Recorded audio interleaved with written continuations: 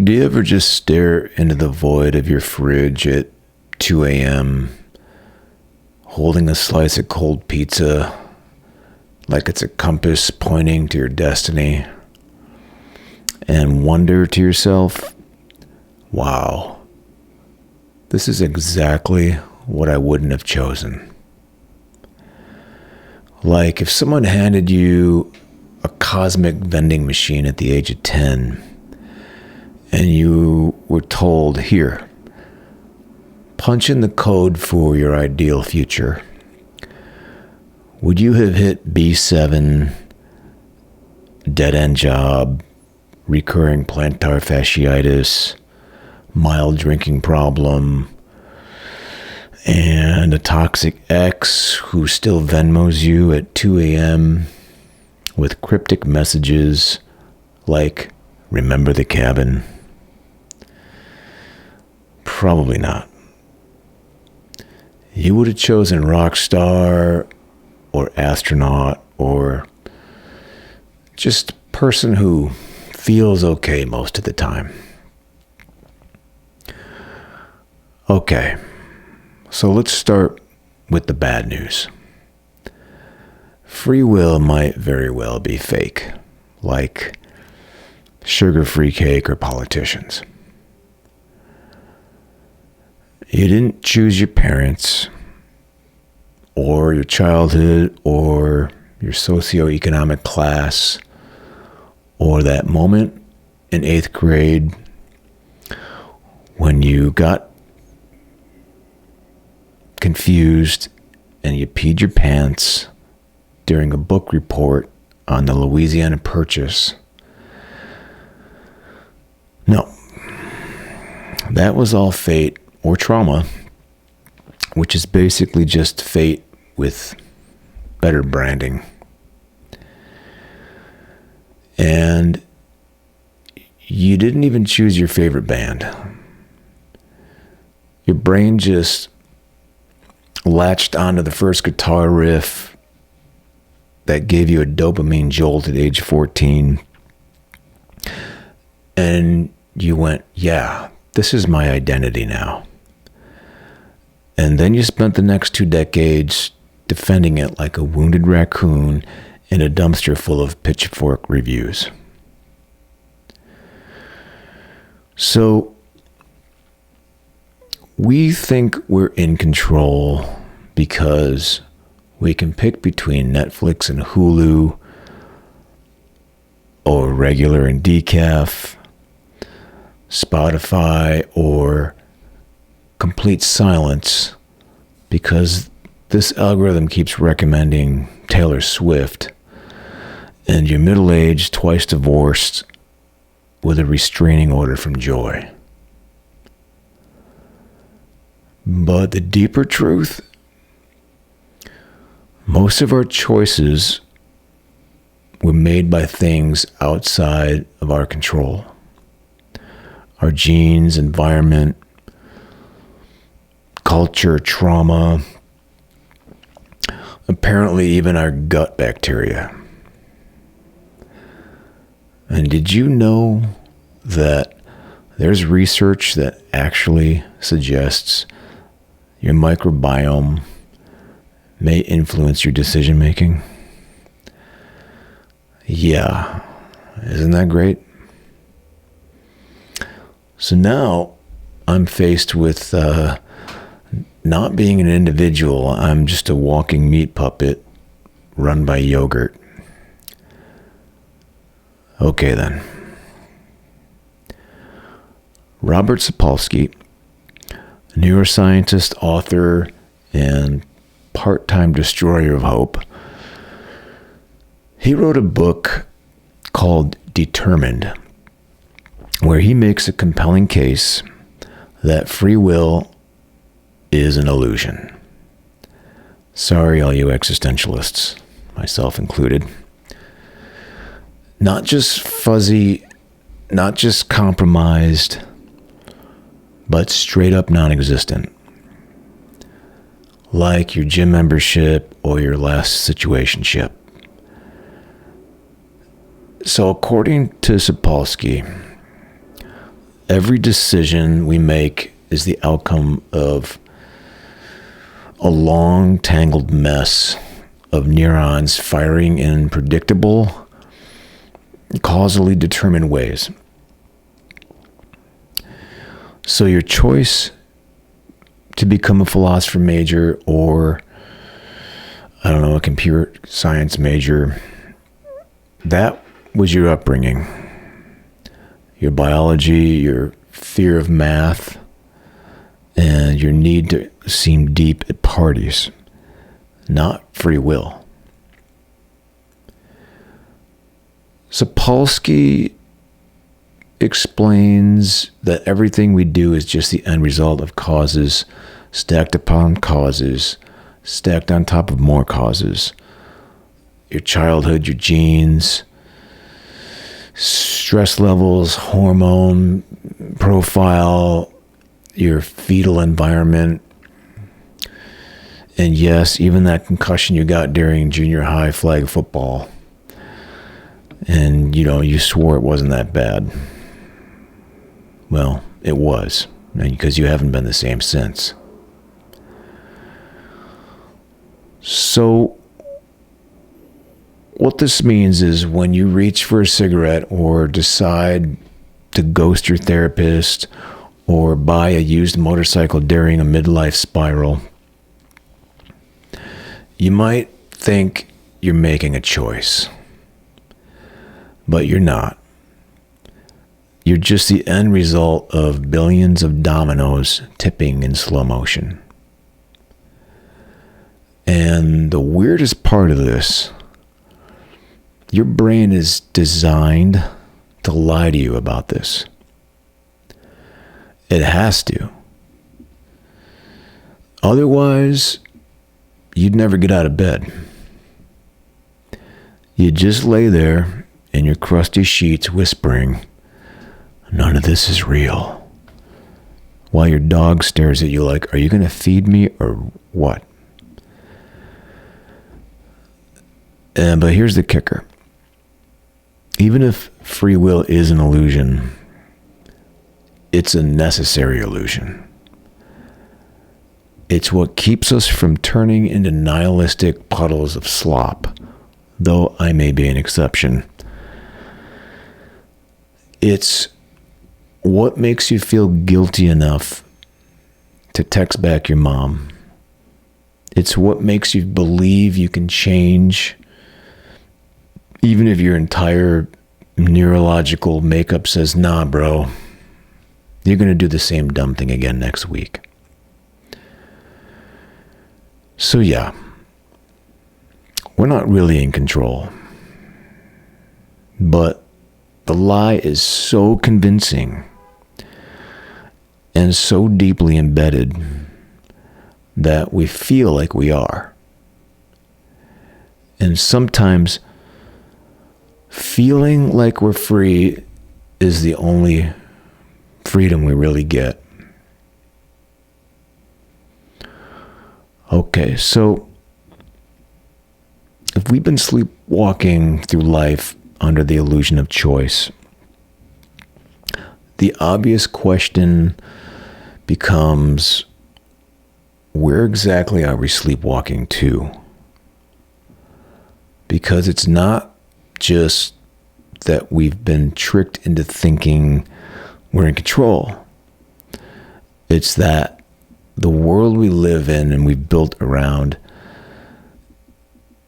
is a lie that's getting exponentially more complicated and maybe less forgiving of that delusion.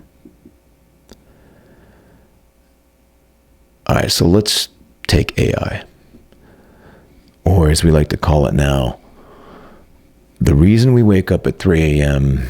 and staring at the ceiling and wonder for an hour if we're still going to be employable in 3 years. AI doesn't care about our illusion of free will.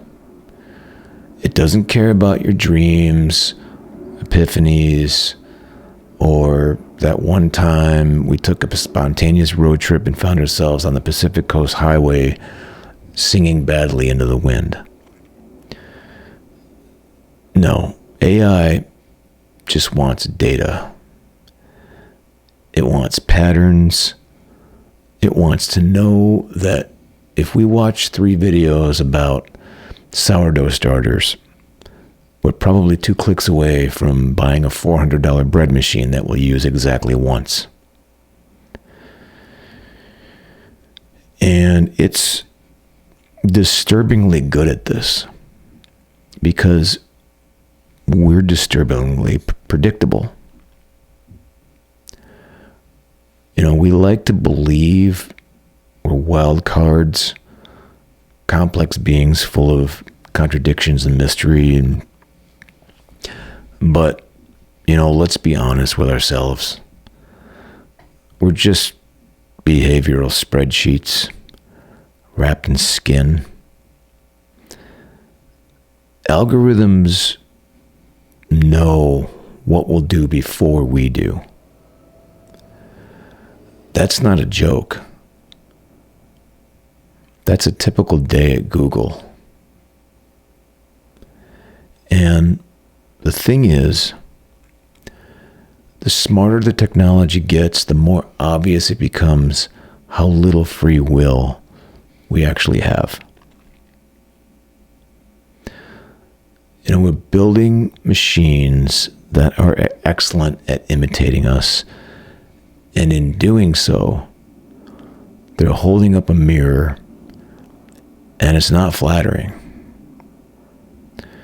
It's a mirror that says, hey, turns out your personality can be summarized in 18 data points and a caffeine habit. So we're not training them to be more human. We're just slowly realizing we're not as human as we thought. Okay. Now, some people might find this terrifying, and I understand. Other people might find it liberating. And personally, I find it a bit like realizing my favorite dive bar is actually a front for a multi-level marketing scheme. I still like the atmosphere, but now everything tastes a little off. And, you know, here's the philosophical gut punch.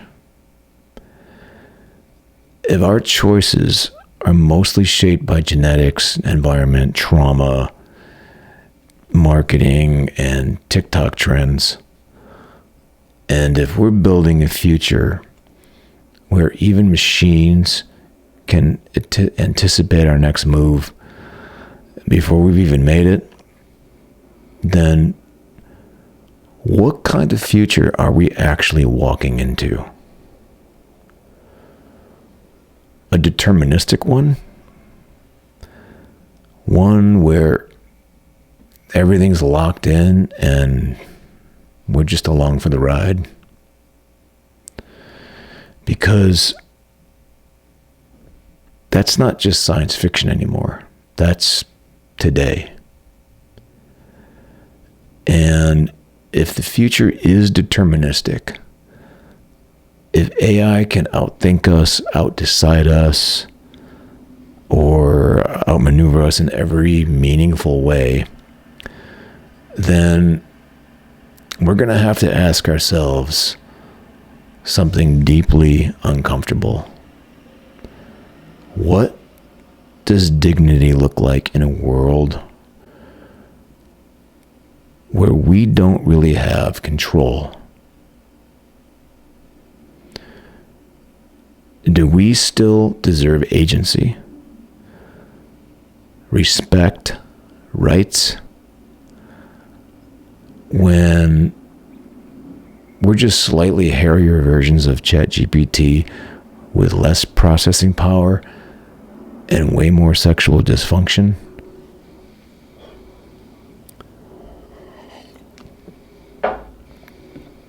I mean, some might say we need to build a future that respects human autonomy. Great.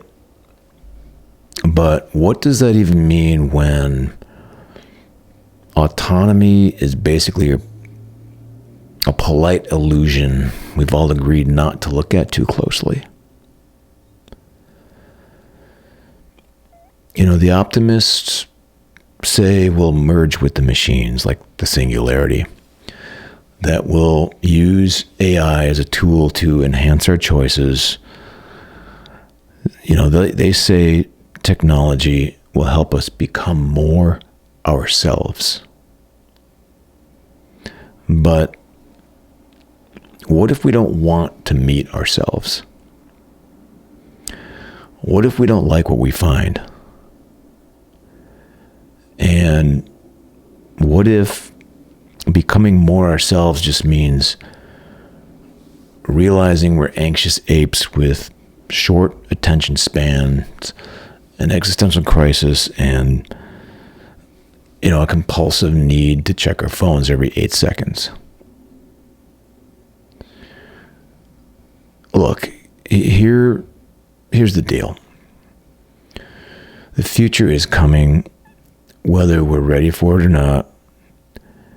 And the more we strip away the fantasy of free will, the more we're going to have to decide what kind of reality we actually want to live in. Not just one where we feel free, but one where we have the space, the time, and the collective will to build meaning anyway, even if it's all an illusion.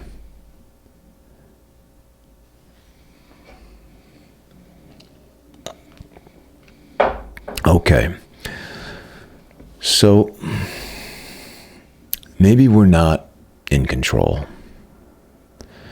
Maybe free will is just a cleverly designed hallucination we've all agreed to share, like money or the idea that we're ever going to find time to meditate.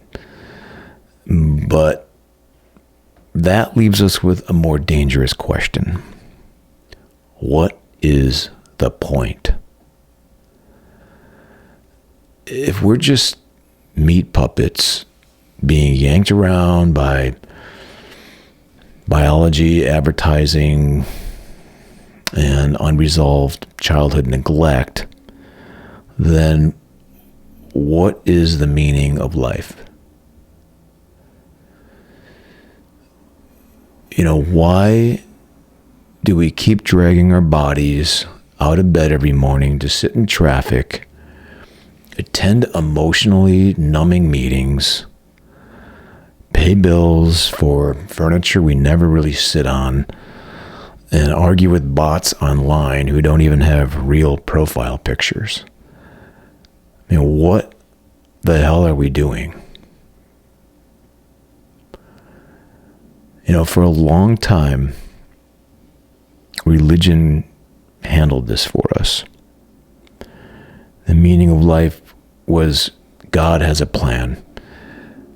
A little vague, but comforting.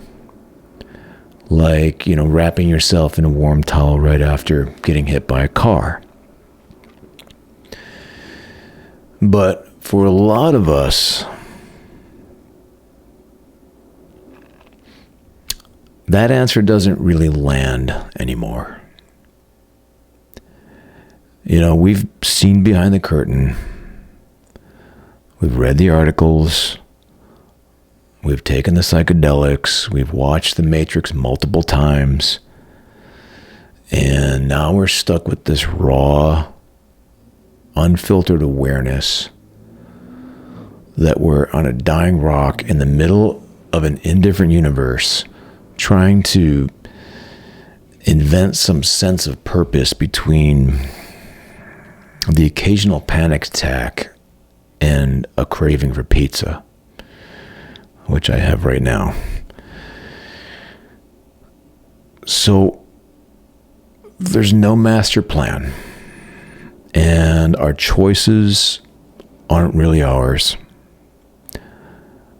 then what's left?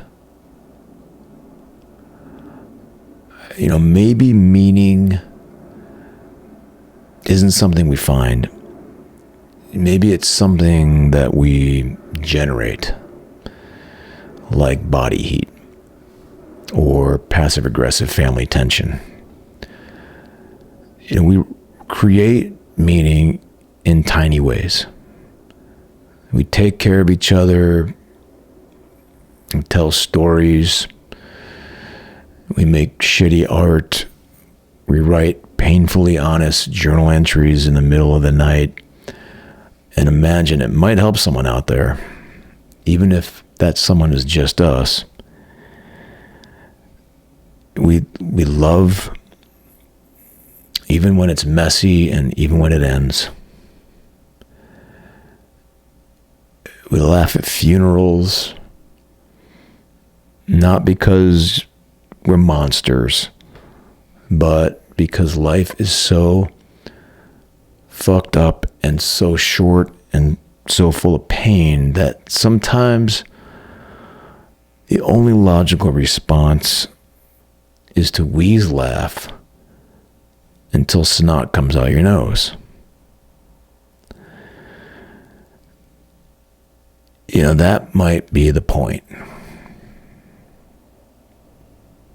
Maybe we don't need some grand cosmic narrative to make this all worthwhile. It's enough to say, this really hurts. And it's beautiful, and it's temporary, and I'm here no matter what. Because here's the paradox. Even if our choices are mostly determined, we still experience them as choices. Even if the universe is on rails, we feel like we're steering. And that feeling, however fake it might be, is where meaning sneaks in through the back door. It's in how we respond to the utter randomness of everything, to the pain, to the fact that we're probably not special and that no one's coming to save us. So we can still choose to be kind. We can still choose to make art or raise kids or scream into the void and then go make soup for someone we love. Even if none of it matters in the grand heat death of the universe sense. It matters to us in the present moment. And maybe that's enough. Because, let's face it, even if there were some grand objective meaning, what would we even do with that information? Get another tattoo, update our LinkedIn bios. We're not built to hold cosmic truth. We're built to feel things, to hope and screw up and start over again and again and again. We're stories, telling stories, glitches in the system, trying to find patterns in the static. And yeah, we might be deterministic meat sacks, with boundary issues and a weird attachment to iced coffee or whatever. But we're also capable of joy and of awe of feeling something deep in our ribs when the light hits the kitchen just right and there's music playing for once and nobody's asking us for anything? That's not nothing.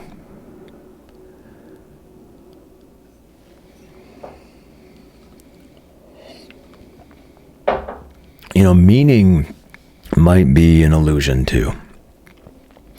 But if it gets us through the day and if it gives us the strength to reach out, to make something, to keep going, then maybe we don't need it to actually be real. Maybe we just need it to be ours. So let's say the jury's still out on free will. Maybe we have it, maybe we don't. Maybe it's just a very convincing hallucination served up by our frontal lobe so we don't spiral into existential terror every time we pick between whole milk and almond. But even if steering the wheel isn't connected to anything under the hood, it feels like it is. And when it comes to the impact of our lives, that illusion might be all we've got. Because despite the chaos and pre-programmed behavior, our choices still do things. They ripple. They infect other people's lives in ways we'll never truly understand. A half sincere smile at the grocery store, a shitty tweet or text we didn't send, a conversation we did. Every decision is a thread in someone else's sweater, and we don't get to see how it unravels. So, we've all been changed by people who probably had no idea why they were doing anything important at all. A song someone wrote in a basement, a joke that hit a little too close, or maybe a teacher who didn't humiliate us when we got the answer wrong. And sure, maybe their brains were just playing out the deterministic script they were handed, but we still walked away with a different sense of the world and ourselves. And even if we're stuck in a simulation, or worse, a group project run by reality TV executives, the fact is we're still in it. Together, screaming into the same void, using the same broken GPS system, trying to find the same gas station sushi version of meaning before the credits roll. And that gives our decisions some weight. And not because they prove we're in control, but because they shape the ride for better or worse. We can choose to be kind, or, the kind of person who makes things a little easier for someone, or not. We can choose to be honest, or cruel, or weirdly passive-aggressive in a way that feels satisfying in the moment, but haunts us in the shower 6 years later. And sometimes the smallest choices hit the hardest. Calling someone, apologizing, leaving, staying, speaking up when it would have been so much easier to shut the hell up and just keep scrolling. And of course, none of this is easy. We're exhausted, overstimulated. We've been doom scrolling through so much bad news and performative self-care that we can barely hear ourselves think anymore. But still, we have those slivers, those quiet, unglamorous moments where we get to decide, even a little bit, how we want to show up. Not because we're trying to prove something to the universe, but because we're already here.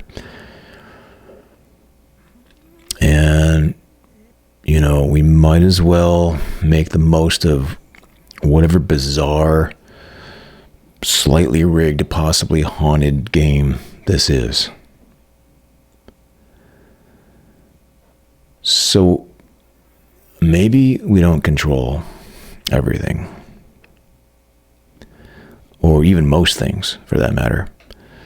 Maybe the idea of total freedom really is delusional. But we do get to steer the vibe. And we get to choose how we react, how we treat people, what we leave behind, and that's a kind of power too. It's not glamorous, and it won't win us any awards or land us a TED Talk, but in a world this messy and uncertain and absolutely batshit, small acts of intention might be the only thing that still counts. We don't have to believe the myth of total autonomy in order to still be responsible for what we put out there. Because ultimately, whether or not we're free, we're still accountable.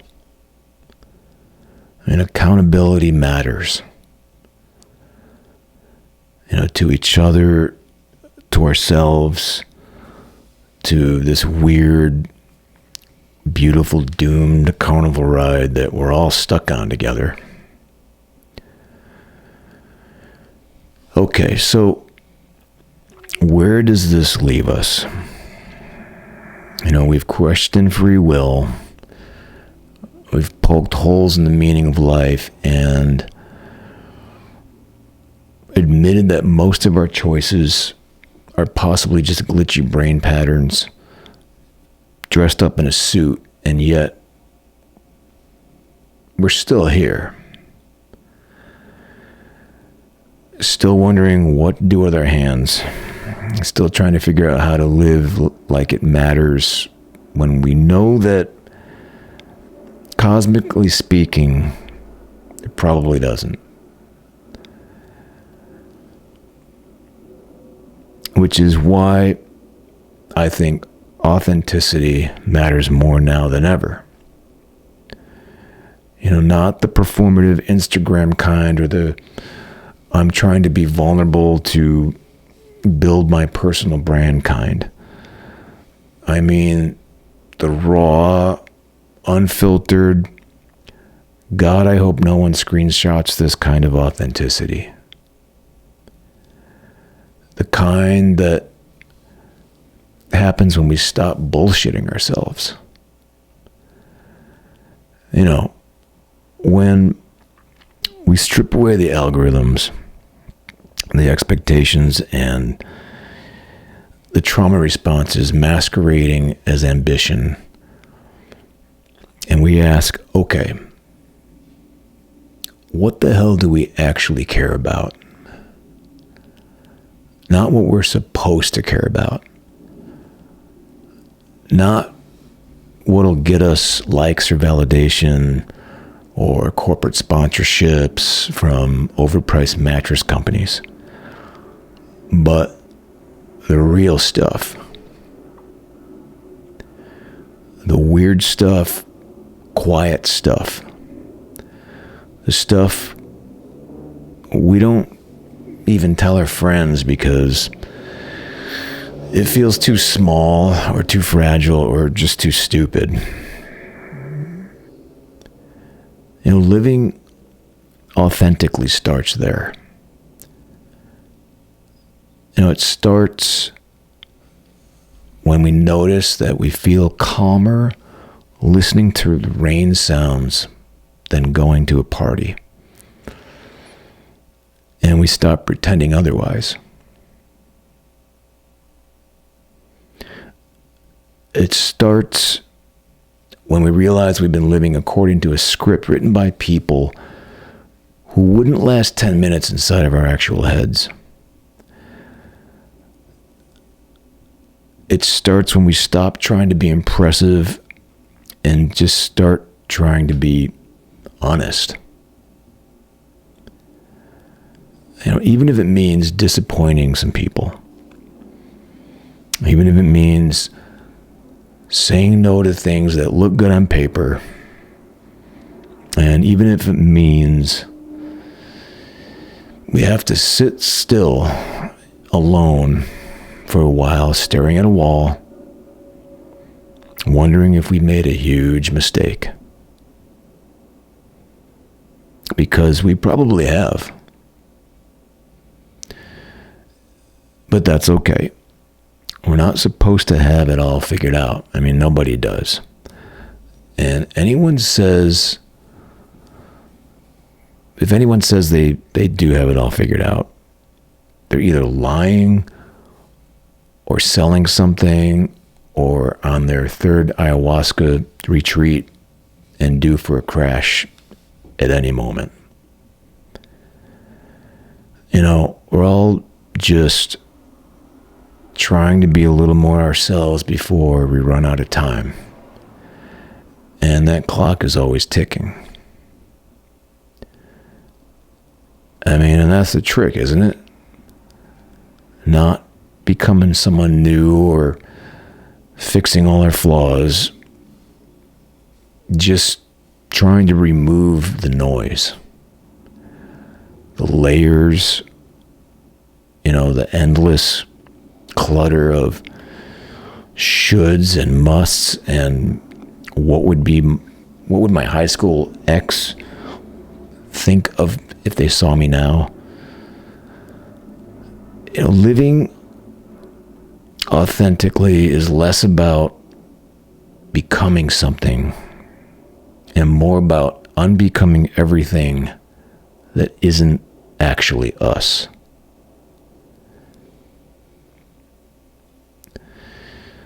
You know, and that's where the freedom sneaks in through the side door.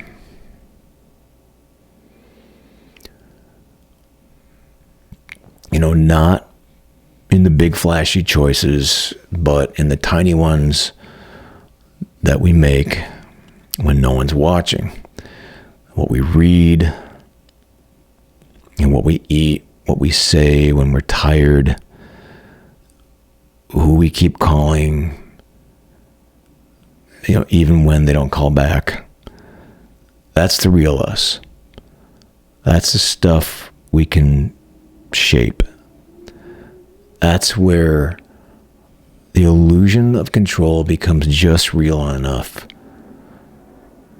to do something with. And maybe that's what this whole meaning of life thing boils down to. Not figuring out the universe or achieving peak productivity, but just being real, as hard as that may be. in a world that rewards masks and filters and carefully curated selves, being real is like an act of rebellion. And maybe that rebellion is the point. We don't need cosmic permission to start living like we mean it. Maybe we just need to stop waiting. And stop waiting for the perfect moment. Stop waiting for the anxiety to go away, because it's never really going to. Stop waiting to feel ready, because newsflash, we never will.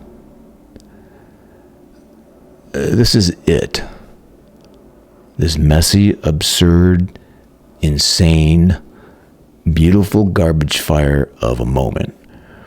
That's what we get. And if we can live in it, like really live in it, not just survive it, then maybe that's enough. Maybe that's everything. Okay, so in closing, free will might very well be a lie. And, the future might already be written in some godless spreadsheet on a server farm outside of Reno. Who knows? And life might be a cosmic joke told by a comedian who died mid-punchline, but we're still here. We're still breathing, making decisions, even if they're just highly convincing spasms of meat and memory. And in between the existential dread and chronic joint pain, I think there's something weirdly beautiful about that. Maybe the point isn't to figure it all out.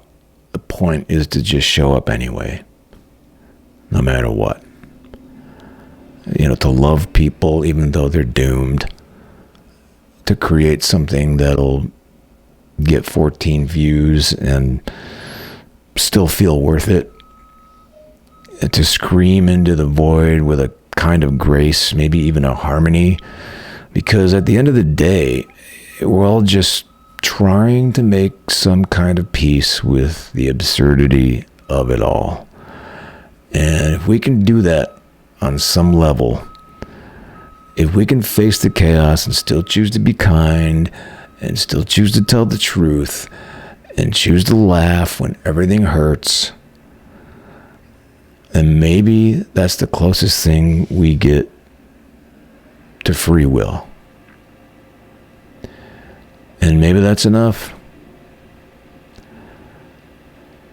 All right. Now, if you'll excuse me, I have to go stare out a window and disassociate for 20 minutes before convincing myself to make dinner. And if you've made it this far, you're a champion or you're just some kind of masochist. Okay. Be weird. Be kind. Be a little bit reckless. And above all, don't trust anyone who says they've got life all figured out. I mean, I don't. They're either lying or trying to sell you a course. Thanks for watching.